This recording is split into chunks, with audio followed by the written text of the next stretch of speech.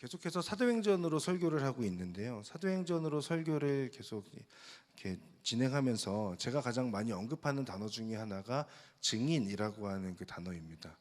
사도행전을 우리가 보면서 예수님을 믿었던 사람들이 어떻게 살았는가라고 하는 그 내용들을 보게 될 때 그 가운데 우리가 보게 되는 것은 증인이라고 하는 거죠. 증인의 사전적인 의미는 어떤 사실을 증명하는 사람 혹은 보증하는 사람이라는 뜻을 가지고 있습니다. 그러니까 이것은 다른 말로 하면 그 말에 책임을 지는 사람이라고 하는 그 뜻을 담고 있는 거죠. 그렇다면 올 한 해 우리가 교회가 가지고 가고 있는 그 표, 그리스도의 증인이라고 하는 그 표현은 먼저는 예수 그리스도에 의해서 선포된 하나님의 은혜와 사랑을 안다는 것이고, 그리고 은혜와 사랑을 안다는 것은 간접적인 의미 아니라 직접 경험하고 있다는 것을 의미하는 거죠. 그리고 동시에 이것을 증명하고 보증하는 사람이다라고 하는 뜻을 가지게 되는 겁니다. 그런데 그리스도의 담대한 증인이라고 하는 것은 이 경험한 그리스도의 은혜와 사랑을 아는 것으로 끝나지 않고 이것을 당당하고 눈치 보지 않으며 증명하고 보증한다라고 하는 의미까지 담고 있는 거죠. 그런 의미에서의 그리스도의 담대한 증인이라고 할 수 있겠습니다. 여러분, 우리가 계속 사도행전을 보고 있는데 우리 교회가 올 한 해 계속해서 가지고 가고 있는 이 주제처럼 여러분은 여러분의 삶의 자리 가운데에서 그리스도의 담대한 증인이십니까? 내가 그리스도의 담대한까지는 아니더라도 그리스도의 증인으로 여러분 살고 계십니까? 혹은 그리스도의 담대한 증인으로서 여러분의 삶의 자리에서 믿음을 가지고 살아가고 계신가라고 하는 그 질문입니다. 여러분, 예수님의 은혜와 사랑을 경험하셨습니까? 아니면 지금도 하나님 앞에 경험하며 살아가고 계십니까? 축적된 예수님에 대한 그 경험을 당당하고 또 당당하게 증명하고 보증하면서 말과 행동 그리고 삶에 있어서 책임감을 가지고 살아가고 있으십니까? 라고 하는 그 질문을 꼭 드리고 싶었습니다. 우리가 예수님을 따르는 신앙생활을 하면서 중요한 것들이 여러 가지가 있습니다. 그런데 그 가운데 한 가지는 증인이라고 하는 정체성과 책임감이에요. 내가 예수 그리스도의 증인이다라고 하는 분명한 정체성이 우리 가운데 있기를 바라고, 그리고 그 증인에 합당한 삶의 고백과 행동으로 나오는 책임감이 우리 가운데 있기를 바랍니다. 이 정체성과 책임감, 책임의식이 희미하게 될 때 우리는 세상 사람들과 다른 모습이 없는 모습으로 살아가게 되는 거죠. 세상 사람들과 구별된 점이 없는 겁니다. 그렇다면 반대로 세상 사람들과 구별되기 위하여서 그들과 같은 시공간에 살고 있지만 그러나 그들과는 다른 삶을 살기 위하여서 정체성과 책임감을 지켜내기 위하여서 우리는 무엇을 기억하며 살아야 하는 걸까? 이 고민에서 나온 오늘 설교 제목이 그리스도의 증인이 기억할 것이라고 하는 제목이라고 하겠습니다. 먼저 네 가지를 말씀드리려고 하는데, 먼저 사도행전 23장 1절의 말씀을 우리 같이 한번 읽겠습니다. 시작. 바울은 공회를 똑바로 쳐다보며 말했습니다. 내 형제들이여, 나는 오늘까지 모든 선한 양심으로 하나님을 위해 살아왔습니다. 아멘. 그리스도의 증인이 기억할 것 첫 번째는 하나님을 위해 살아간다는 의식입니다. 하나님을 위해 산다는 것은 내 인생의 소유권이 나에게 있지 않다는 것을 고백하는 거죠. 주님의 말씀, 누구든지 나를 따라오려거든 자기를 부인하고 자기 십자가를 지고 나를 따를 것이다. 여러분, 자기를 부인하는 것과 자기 십자가를 진다는 것은 나 자신을 부인하는 것으로만 끝나지 않고 내 자신을 부인하며 비웠다면 그 안에 주님으로 가득 채우는 것을 의미합니다. 그렇지 않겠습니까? 또한 자기 십자가를 진다는 것은 주님께서 말씀하신 십자가의 길을 걸어가는 것까지를 의미하는 것이죠. 이것이 하나님을 위해서 살아가는 것입니다. 하나님을 위해 산다는 것은 삶의 주인이 하나님이시고 나의 삶이 하나님께 속해 있으며 삶을 통해서 내가 아닌 하나님이 드러나기를 소망하는 삶을 살아간다라고 하는 것을 의미하죠. 그런데 어떻게 하나님을 위해 살아가는가? 오늘 1절의 본문은 모든 선한 양심으로 하나님을 위해 산다라고 그렇게 고백하고 있습니다. 모든 선한 양심으로 하나님을 위해 산다. 양심, 선과 악을 알 수 있는 마음이죠. 하나님께서 보실 때에 인정하시고 기뻐하시는 것, 그것이 선한 것이겠죠. 반대로 악한 것이란 하나님께서 기뻐하시지 않는 것, 아무리 양보해도 인정해 줄 수 없는 어떤 그런 행동이라고 할 수 있겠습니다. 단순히 여기서 말하는 이 선함이라고 할 때의 그 선함이 도덕적인 선과 악을 이야기하는 것이 아니라 하나님께서 보실 때의 선함과 하나님께서 보실 때의 그 악함에 대한 부분이라고 우리가 생각할 수 있죠. 그러니 하나님께서 인정하시고 기뻐하시는 것을 추구하며 하나님을 위해 살아가는 것, 그것이 선한 양심으로 살아가는 거라고 할 수 있습니다. 이것은 누군가의 마음을 알기 위해서 계속 살펴보며 우리가 살아가는 것처럼, 그리고 친밀할수록 저 상대방이 어떤 생각을 하는지 더 궁금하고 혹은 더 잘 알게 되는 것처럼 지속적으로 하나님께 관심을 두고 하나님의 눈치를 보며 하나님을 살피는 것을 통하여서 가능해지는 거죠. 선한 양심으로 살아간다는 것은 그런 것 아닐까 생각해 봅니다.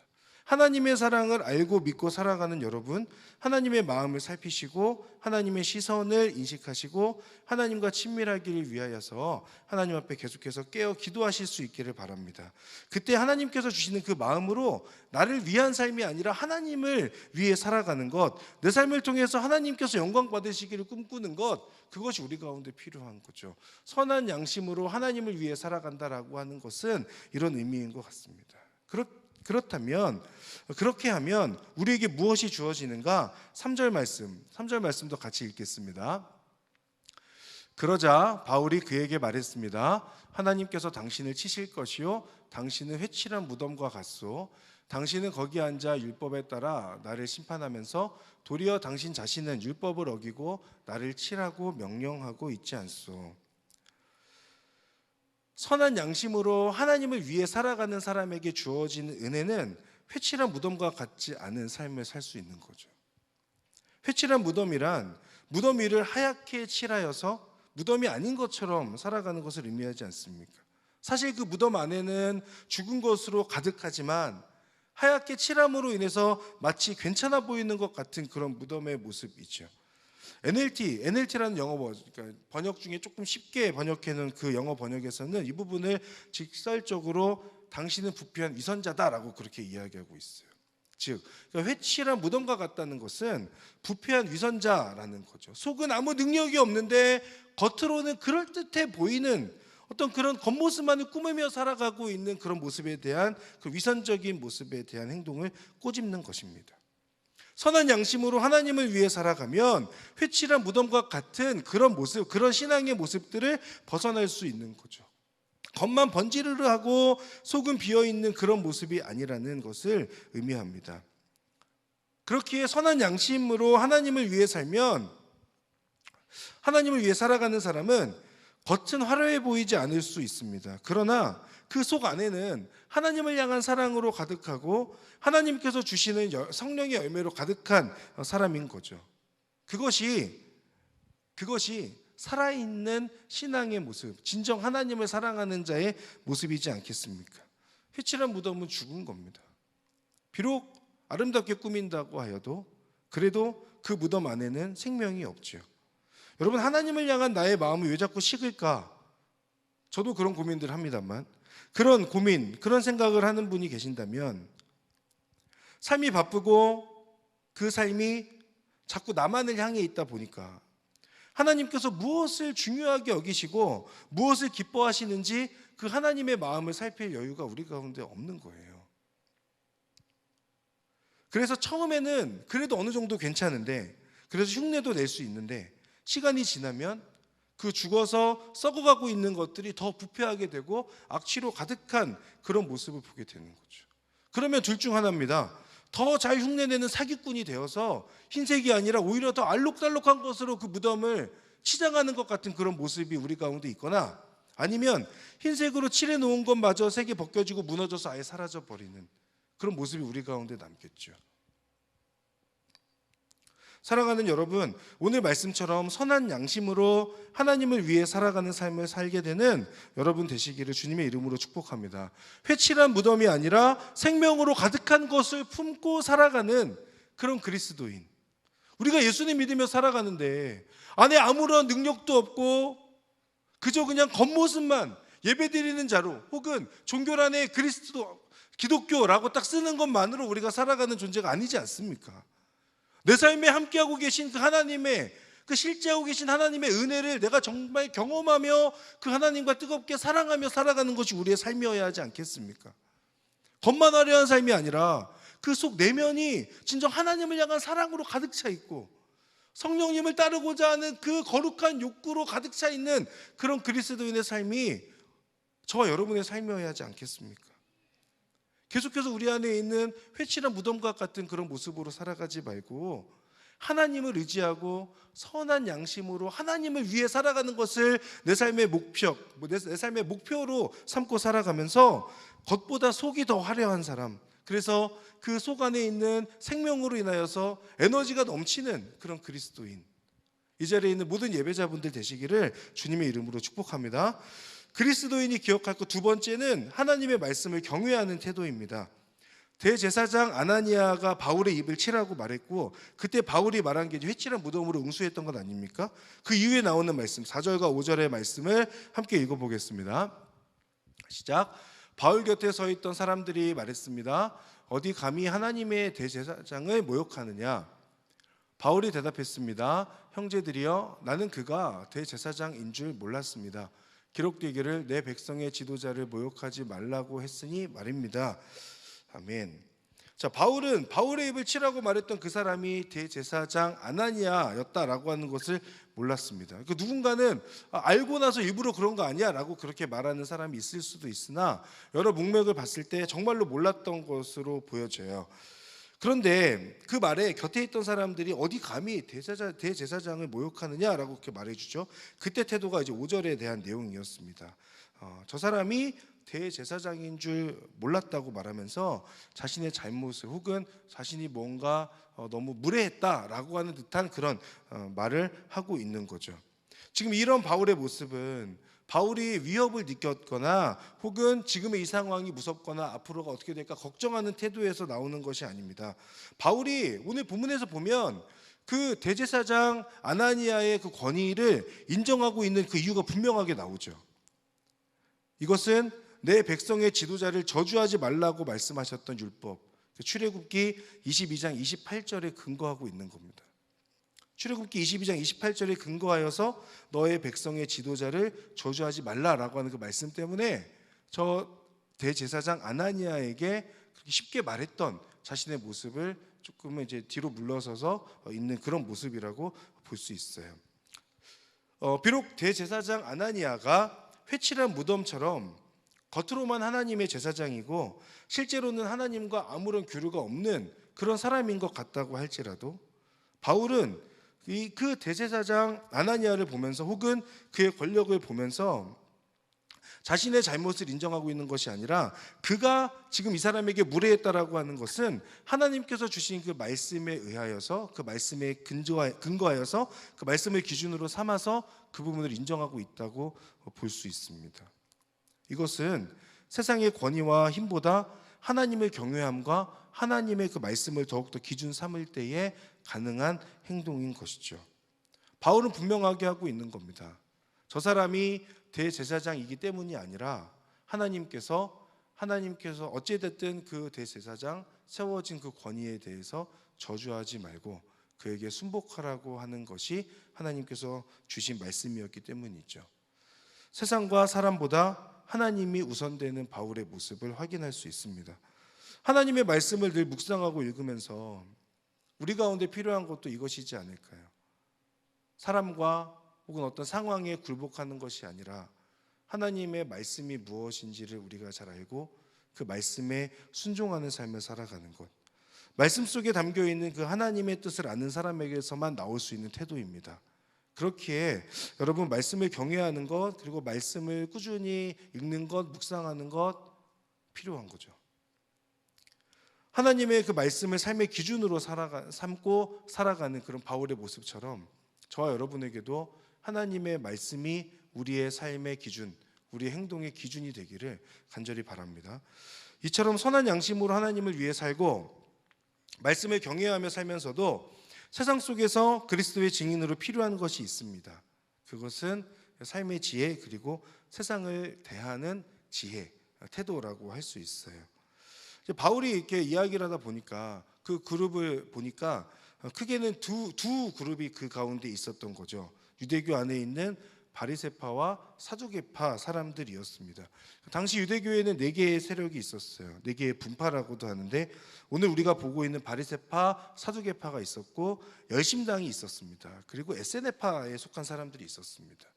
열심당은 예수님의 제자 가운데도 있었지만 그 열심당은 예수님을 정치적 메시아로 생각하여서 정치 집단 같았던 열심을 가지고 있었던 사람들에 대한 표현입니다. 그것이 열심당이고 철저한 금욕 생활과 은둔 생활을 했던 에스네파가 있었습니다. 그런데 이 열심당과 에스네파는 당시에 유대교에 있어서 주류는 아니었어요.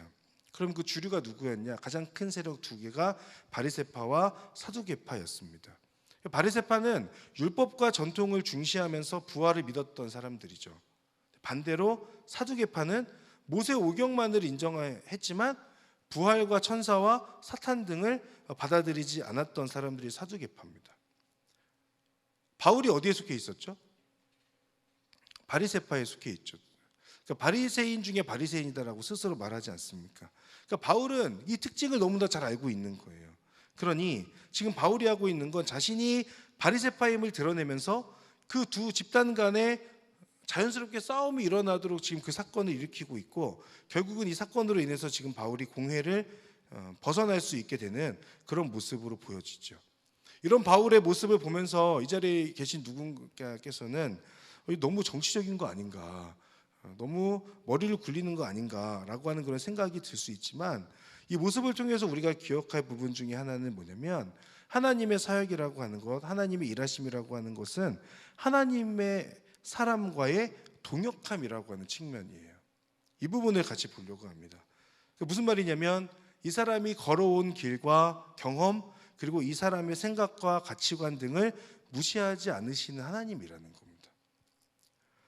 이것들이 모두 무시되면 하나님 안에서 모두가 다 획일화된 그런 존재들만 사람들만 존재하겠죠. 그러나 하나님께서 일하시는 그 사람, 선택하시는 사람 그리고 하나님께서 일하시는 그 방법은 그들을 무시하면서 하나님께서 쓰시기 좋은 사람들로 다 통일된 사람으로 만드시는 하나님이 아니라 그들의 성격과 특성, 경험 등을 존중하고 그들이 걸어왔던 그 길에 대해서 하나님께서 인정해 주시며 그것들까지도 사용하시는 하나님이다라고 하는 것을 우리가 좀 기억할 필요가 있습니다. 이것이 하나님께서 하나님의 동역자들과 함께 일하시는 방법이죠.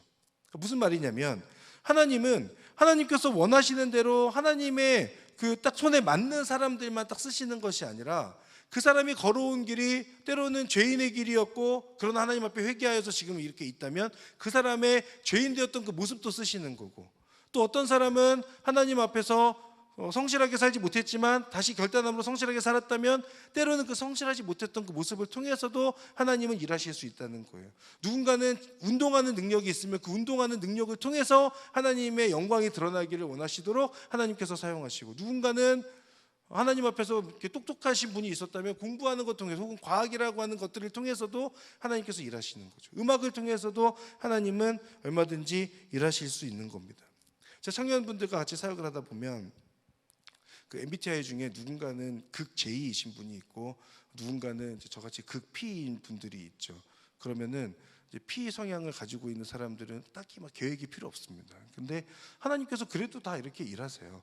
근데 J 성향을 가지고 있는 분들 힘들죠. 그러나 이제 그분들이 계속해서 계획하고 많은 이게 딱 철저하게 이걸 다 이렇게 스케줄링을 하고 일정을 다 짜놓고 그렇게 행동하지만 하나님께서는 J인 사람들과도 일하시고 P인 사람들과도 일하시는 거예요. 하나님은 어떤 성향이든 상관이 없었어요. 왜냐하면 J든 P든 상관없이 하나님은 그 모든 것들을 사용하셔서 하나님의 나라를 펼쳐가신 하나님이시기 때문에 그렇습니다. 바울이 바리새파에 속해 있는 사람이었고 자신이 그것을 드러내었고 그 안에 뭐 정치적인 어떤 그런 생각과 판단이 있었을지도 모르겠습니다. 내가 지금 여기서 이것을 이야기하면 어떻게든 잘 벗어날 수 있겠지라는 생각까지 있었을지도 모르겠어요. 그러나 바울은 자신이 걸어온 길에 대해서 자신이 살아왔던 삶에 대해서 당당하게 이야기함을 통하여서 지금 하나님께서는 그 상황 바울이 바리새파라고 하는 것을 이야기하는 그것을 통하여 지금 바리새파와 사두개파가 논쟁이 붙게 됐고 그 가운데 바울이 그 자리에서 빠져나올 수 있게 되는 거죠. 그렇기 때문에 하나님 나라의 일꾼이라고 하는 그 개념에서 쓸모없는 사람은 이 세상에 없는 거예요. 걸어온 길이 어찌됐든지 간에. 혹여나 여러분 만약에 바울이 이 자리에서 바울이 걸어왔던 길이 바리새인의 길이 아니라 사두개인의 길을 걸어왔다고 하더라도 하나님은 또 그 상황을 통해서 바울의 삶을 인도해 가셨을 거라는 거죠. 그것이 이 부분이 중요한 겁니다.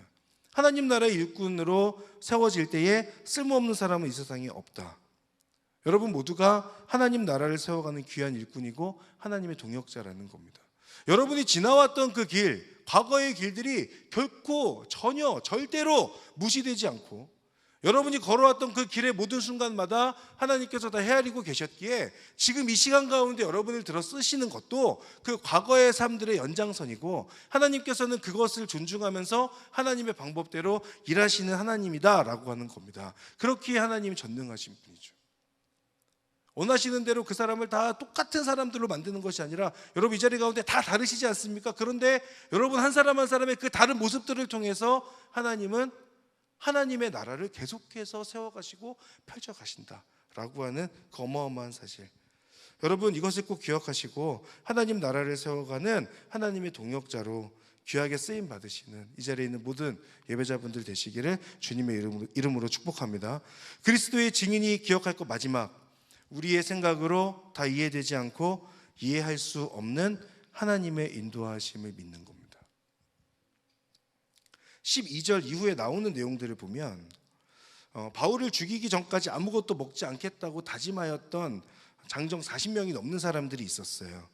그러나 지금 바울은 천부장에 의해서 예루살렘을 떠나게 되고, 그래서 보병 200명, 마병 70명, 장병 200명 등의 호위를 받으면서 지금 벨릭스 총독에게로 보내지게 되는 모습이 12절 이후에 나옵니다. 근데 여기서 말하는 이 천부장이 누굽니까? 바울이 로마 시민권을 가진 사람이라는 것을 알게 되고 두려워했던 사람이에요. 지난주에 봤던 본문에 나오는 내용입니다. 그리고 이 바울이 왜 고소를 당했는지를 알아보려고 임시 공회를 소집했던 사람도 천부장이었어요. 그런데 그 사람에 의해서 지금 바울이 어떻게 되느냐? 보호를 받으면서 오히려 예루살렘을 떠나게 되는 그런 모습을 우리가 볼 수 있습니다. 그런데 이 부분이 중요한 이유는 11절 때문이에요. 11절 같이 읽겠습니다. 시작. 그날 밤 주께서 바울 곁에 서서 말씀하셨습니다. 담대하여라. 내가 예루살렘에서 나를 증거한 것 같이 로마에서도 나를 증거해야 할 것이다. 아멘. 자, 천부장을 통해서 지금 이렇게 일이 진행되는 또 그런 상황 속에서 우리가 보게 될 것은 결국은 하나님께서 말씀하신 로마로 가서 그곳에서 하나님을 증언하는 것으로까지 연결되기 때문입니다. 지금 이 천부장을 통해서 진행되어지고 있는 그 모든 그 상황들은 바울이 로마에서 하나님에 대해 증언하기 위한 하나님의 인도하심인 거죠. 그런데 이 부분이 더 놀라운 것은 뭐냐면 사실 이 로마로 가는 게 누구의 계획이었어요? 바울의 계획이었다라고 하는 거예요. 사도행전 19장 21절에 가서 보면 이렇게 나옵니다. 이런 모든 일이 일어난 뒤 바울은 마케도니아와 아가야 지방을 거쳐 예루살렘으로 가기로 결심하고 내가 예루살렘을 방문한 후에 반드시 로마도 꼭 볼 것이다 라고 말했습니다 라고 나오죠. 3차 전도 여행 때거든요. 그러니까 바울은 지금 전도 여행을 하는 그 과정 속에서 전도 여행을 마치고 내가 예루살렘으로 간 이후에 그곳에서 그치지 않고 그 이후에는 로마로도 가겠다라고 그렇게 말하고 있는 겁니다. 이 계획이 이루어져가는 그 출발점이 어디에 있느냐? 오늘 본문에 있는 거예요. 그리고 천부장이라고 하는 이 사람이 있는 겁니다. 제가 20대 초반에 군대를 가기 전에 청년부 생활을 할 때 군대에 갔던 그 형 한 명이 휴가를 나왔어요. 그리고 그 형이 와서 막 자랑을 하는 겁니다. 저희들은 이제 군 생활 힘드는데 괜찮냐고 물어봤는데 그 형님이 하는 말은 나는 이제 군종병을 하고 있어서 군 생활이 편하다는 거예요. 그래서 군대는 이제 우리가 다녀오신 분들 알겠지만 소대가 있고 그리고 중대가 있고 대대가 있고 연대가 있고 사단이 있지 않습니까? 근데 연대 군종병부터는 교회에서만 근무를 봐요. 다른 사람들은 그렇지 않고 이제 연대와 대대 군종병들은 교회에서만 업무를 보고 대대 이하의 군종병들은 이제 그렇지 않은 거죠. 근데 그 형은 사단 군종병이었으니까 아침에 일어나서 교회 가고 밤 늦게까지 교회에만 있다 오는 거예요. 이거 얼마나 행복했겠어요. 근데 저는 그때 되게 혈기 넘치고 어떻게든 내 하나님 앞에 더 쓰임 받기를 원하는 그런 마음으로 그때 제가 혼자 생각하고 하나님께 기도하기를 어떤 기도를 했냐면, 첫 번째는 그 형에 대한 비판적인 마음이었습니다. 과연 아침부터 끝까지 교회만 있는 게 저 형이 앞으로 걸어갈 목회에 도움이 될까? 라고 하는 그 생각. 그 목회자는 그런 게 아닌 걸로 알고 있는데 저런 걸까? 교회 안에만 있으면 되는 걸까? 이런 생각을 첫 번째 했고, 또 한 가지는 하나님, 근데 저도 군종병을 하고 싶은데, 근데 저는 군대에 몰랐어요. 근데 그때 막연히 하나님께 기도하기를, 저 다른 일 하면서 군종병도 할 수 있을까요? 라고 하는 그 기도를 했던 기억이, 그때 당시에 기도를 했고, 이것이 언제 기억이 났냐면 군대에 가서 운전병으로 군에 가게 됐어요. 그리고 독립대대에 가게 됐습니다. 철원에 있는 독립대대에 가서 그곳에서 군종병으로 섬기게 되고, 너가 그 다음에 군종병을 해라라고 하면서 제가 하나님 앞에 예배 때 기도하던 그 순간, 그때 그냥 불현듯 지나가며 내가 하나님 앞에 생각하고 그 형을 비판하고 기도했던 그 기도가 생각이 나는 거예요. 그러면서 저는 그 이후에 힘든 군 생활을 했습니다. 아침부터 운전을 하고 와갖고 수예배를 섬겨야 되고, 그 교회를 섬기는 목회자님이 없어가지고 그 6시 반에 올라가서 기타를 연습하고 G 코드와 D 코드와 E 마이너 코드만 배우고 찬양 인도를 하기 시작했죠. 내가 주인 딱 3개 코드로 되어 있거든요. 그걸 이제 인도하기 시작한 거죠. 그때 제가 무슨 생각을 했냐면, 소름이 쫙 돋는 거예요. 하나님은 그냥 내가 물론 비판하는 마음이 있었지만 기도했던 것들 하나님 잊지 않으시는 거구나. 그 작은 기도에도, 작은 신음에도 응답하신다는 게 이런 거구나라고 하는 것을 그때 뼈저리게 느꼈던 시간이 있었습니다. 지나가듯 무심코 하는 기도, 하나님께서 다 들으신다는 것. 그러니 여러분, 아무 기도나 함부로 하시면 안 됩니다. 그런데 제 인생을 돌아보면 그때 그 기도가 그 형을 비판하면서 했던, 그 형님 지금 저기 영락교회 부목사님 하고 계신데, 그분의 그 비판하면서 제가 하나님께 올려드렸던 그 기도가 제 인생에 하나님의 인도하심의 시작이었다는 고백을 하게 돼요. 이게 제 삶의 간증이고 고백 중에 하나입니다. 바울도 마찬가지죠. 로마에 가고자 했던 그 바울의 마음이 어떤 마음이었는지까지 완전히 다 우리가 알 수는 없지만, 그러나 바울은 죄수의 신분으로 호위를 받으며 로마로 가는 그 길, 많은 군인들이 보호해주면서 로마로 가는 그 길을 예상하지 못했겠지만 그 길로 가는 상황 속에서 바울은 어떠한 생각을 하게 됐을까? 내가 그때 로마까지 가겠다라고 하는 그 마음의 바람이 있었는데 하나님께서 이렇게 인도하시는가 보다 라고 하는 그 생각을 하지 않았겠습니까? 그런데 바울 입장에서는 사실은 다 이해는 되지 않는 거예요. 어떻게 내가 지금 이 상황에서 이런 많은 군인들과 함께, 어쨌든 지금 상소받으러 가는 거지만 그래도 이 길을 지금 예루살렘에 떠나서 로마로 향하는 길을 내가 지금 가게 되고 있는 걸까라고 하는 것. 당시에는 바울이 다 이해되지 못하였지만, 그러나 하나님의 인도하심 가운데 바울은 그 길을, 예루살렘을 떠나게 되는 상황인 겁니다. 나의 비전과 바람이 하나님의 뜻에 맞을 때 하나님께서는 우리의 생각을 뛰어넘는 하나님의 인도하심으로 우리의 삶을 이끌어 가시는 줄을 믿습니다. 그리스도의 증인으로 살고자 하는 분께는 이것에 대한 확신이 필요한 거죠. 하나님께서 내 삶을 인도하신다는 것, 하나님께서 내 삶을 계속해서 지켜보고 계신다는 것, 나의 작은 신음에도 응답하신다는 것, 작은 기도, 지나가듯 하는 기도도 하나님은 잊지 않고 계신다는 것. 여러분, 부담을 느끼셔야 됩니다. 아무 기도나 하면 안 되겠구나 라고 하는 그 부담이 여러분들 가운데 있으셔야 돼요. 하나님의 그 인도하심은 초자연적이지 않을 수 있습니다. 그리고 말도 안 되는, 이해되지 않는 그런 상황이 펼쳐질 수도 있습니다. 때로는 왜 저렇게 어떤 한 사람을 통해서 내 인생을 이렇게 이끌어 가시지? 라고 하는 그런 생각이 들지도 모르겠습니다. 그러나 우리가 믿고 고백하는 것, 우리에게 가장 중요한 것은 그 모든 상황 가운데 인도하시는 분이 계신다는 사실이에요. 하나님께서 내 삶을 인도하신다라고 하는 그 믿음, 여러분 그 믿음만 우리 가운데 있고 흔들리지 않다면 여러분의 지금의 삶은 너무나 소중한 거고, 그리고 여러분이 지금 앞으로의 걸어갈 길 가운데도 하나님과 함께 동행하는 그 은혜와 기쁨을 누릴 수 있는 겁니다.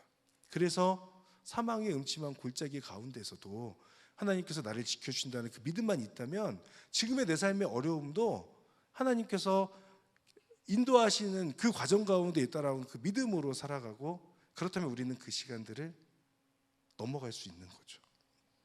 우리 눈에 다 보이지 않지만 강물은 결국 바다를 향해 가게 되어 있습니다. 보이지 않지만 우리를 인도하시는 하나님의 손길이 있습니다. 사랑하는 여러분, 믿음으로 하나님의 그 인도하심에 여러분의 인생을 맡기는 결단과 은혜가 있기를 바랍니다. 여러분, 우리의 삶은 하나님의 것입니다. 여러분은 여러분의 인생을 사는 것 같지만 사실은 하나님께서 여러분에게 주신 인생을 사는 거예요. 삶의 주인이 여러분이 아니라 하나님입니다.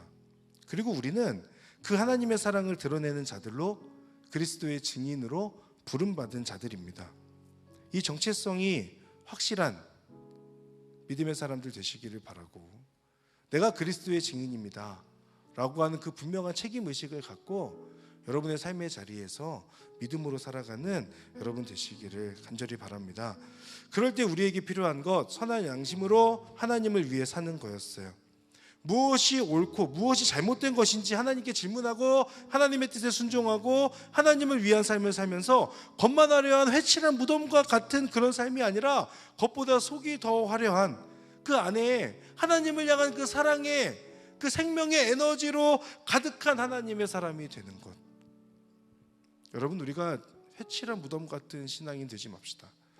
회칠한 무덤처럼 누가 볼 때 나 정도면 괜찮지 않을까라고 하는 그 생각으로 살아가는 것이 아니라 하나님 앞에 어린아이처럼 간절한 마음을 가지고 나아가는 그리스도인들, 저에게도 그것이 필요한데 여러분에게도 그런 결단과 은혜가 있기를 바랍니다. 또한 세상과 사람보다 하나님과 하나님의 말씀을 우선하고 경외하는 삶을 살길 바랍니다. 그래서 세상을 두려워하는 사람이 아니라 하나님을 두려워함으로 세상이 두려워하게 되는 여러분 되시기를 주님의 이름으로 축복합니다. 하나님께서는 함께 일하는 동역자의 특성을 고려하세요.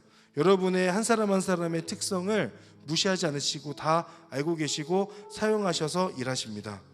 바울이 바리새파의 교육을 받았고 바리새인으로 살았던 것이 무시되지 않죠. 하나님께서는 이것 또한 사용하셔서 지금의 문제를 해결해 가시고 하나님의 뜻대로 인도해 가십니다. 그러니 여러분이 걸어온 지난 삶이 중요합니다. 단 하나도 부정되지 않습니다.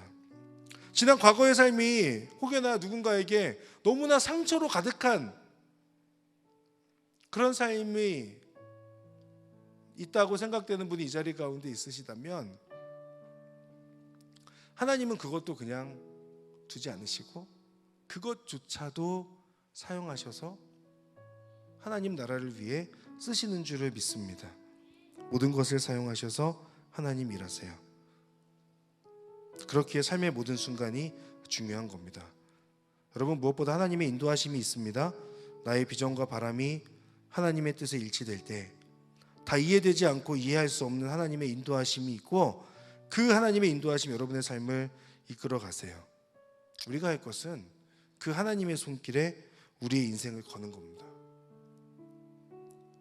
하나님이라면 하실 수 있다. 하나님이라면 내가 믿고 따라갈 수 있다. 하나님만을 믿고 따라가겠다. 세상이 아니라 세상에 눈치 보는 것이 아니라 하나님만을 붙들고 믿음으로 살아가겠습니다 라고 하는 그 믿음의 결단이 우리 가운데 있어야 하는 것입니다. 하나님께서 여러분 책임지실 거예요. 그 믿음을 가지고 다시 한번 믿음의 발걸음 용기 내어 걸어가는 여러분 되시기를 바라고, 그런 여러분을 통해 하나님께서 일하실 줄을 믿습니다. 우리 시간 같이 찬양하며 기도의 자리 가운데로 나아가겠습니다.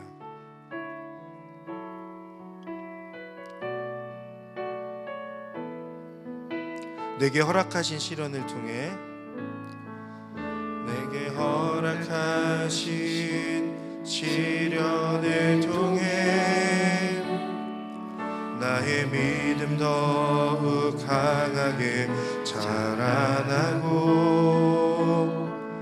험한 산과 골짜기 지나는 동안 주께 더 가까이 나를 이끄시네. 내가 겪는 시험이 어렵고 힘겨워도 내 주님보다 크지 않네. 내 앞에 바다가 갈라지지 않으면 주가 나로 바다 위 걷게 하리. 나는 믿네. 주의 능력으로 내 삶 새롭게 되리. 나는 믿네. 주의 능력으로 담대히 나가리라. 주와 함께 싸워 승리하리라. 날마다 믿음으로 나 살아. 나는 믿네. 나는 믿네. 주의 능력으로 내 삶 새롭게 되리. 나는 믿네. 주의 능력으로 담대히 나가리라. 주와 함께 싸워 승리하리라. 날마다 믿음을, 우리 한 번 더 믿음을 담아 고백합시다. 나는 믿네. 나는 믿네. 주의 능력으로 내 삶 새롭게 되리. 나는 믿네.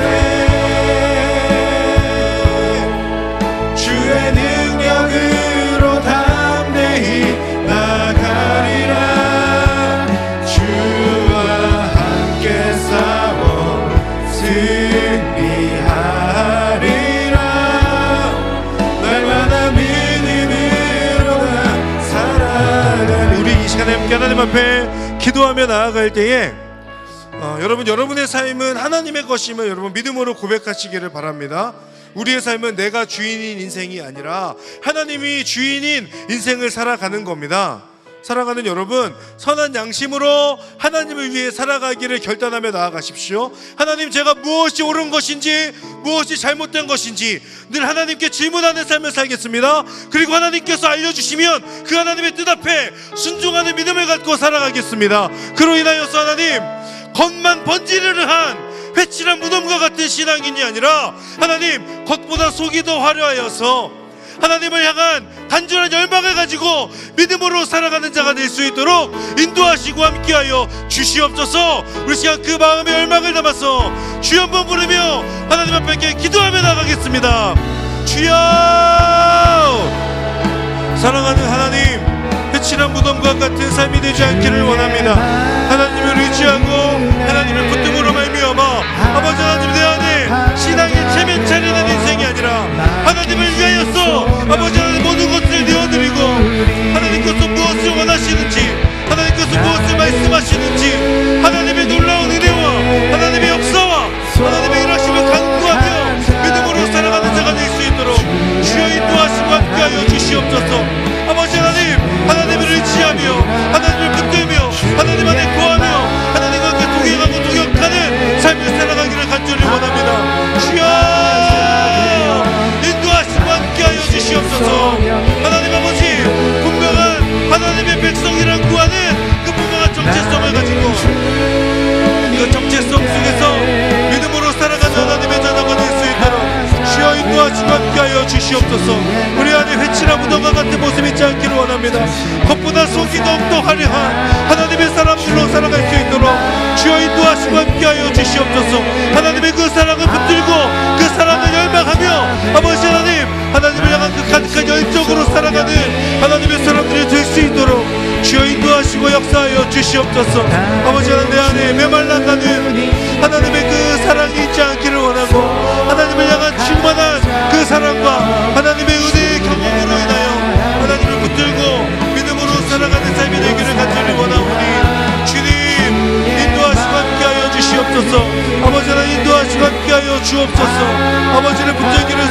원합니다. 주님 인도하시고 함께하여 주옵소서.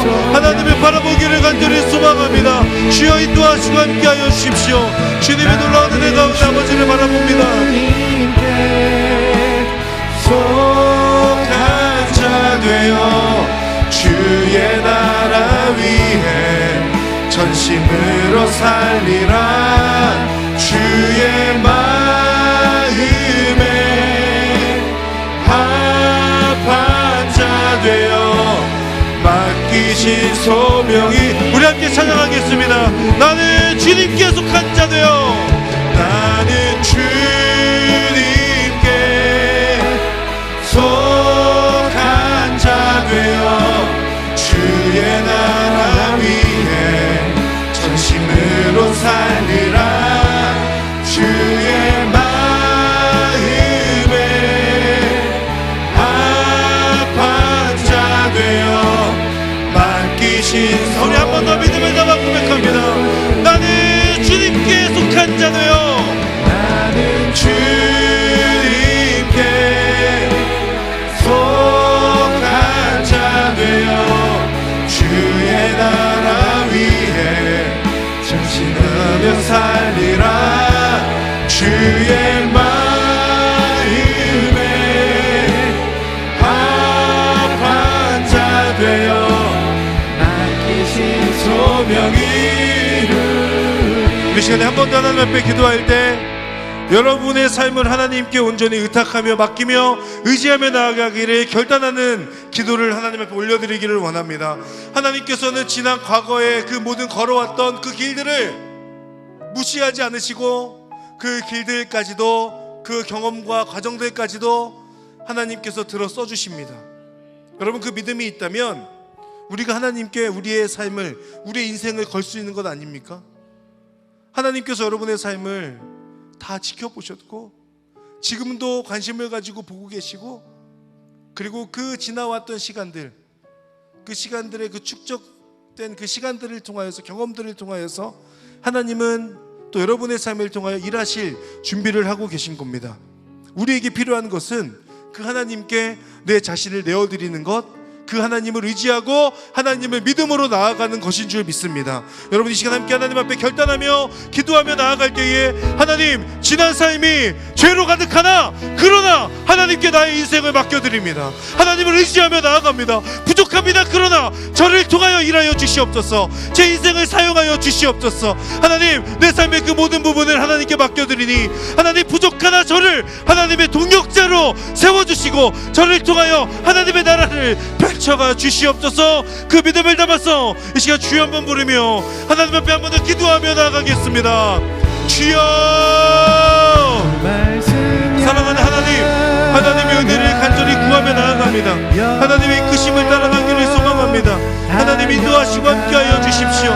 지나온 그 모든 시간들이 하나님의 손에 있습니다. 하나님의 계획하심에 있습니다. 하나님의 은혜와 하나님의 인도하심 가운데 있습니다. 하나님, 그 하나님께서 아버지 앞으로의 삶도 인도해 가시는 줄 믿습니다. 주님 붙들고 주님을 바라보며 우리 하나님과 믿음의 걸음을 걸어가는 하나님의 사람들이 될 수 있도록 주여 인도하시고 함께하여 주옵소서.